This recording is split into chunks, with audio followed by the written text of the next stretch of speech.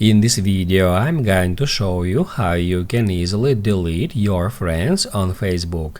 Be sure to watch the video to the very end so you don't make any mistakes, and of course do not forget to like this video and subscribe to my channel. Thanks guys. So let's get started, and first off, open up Facebook app and then go to menu. After that, tap Add Friends shortcut and then tap Add Your Friends towards the top of the screen.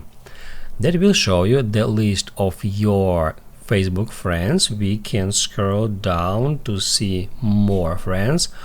Also, we can sort our friends if we tap right here, and then we can change sorting to newest friends first, oldest friends first, or we can keep it default. To delete a friend, we can tap right here at three dots next to person's name and then tap Add Unfriend. To confirm it, tap Add Confirm.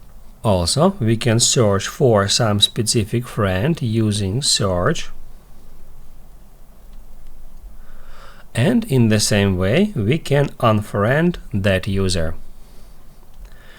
Also, we can unfriend a person from their profile page wherever you access it from. It doesn't matter. Just open up your friend's profile page, tap right here at Friends button, and then tap Add Unfriend. That's how you can easily delete friends on Facebook.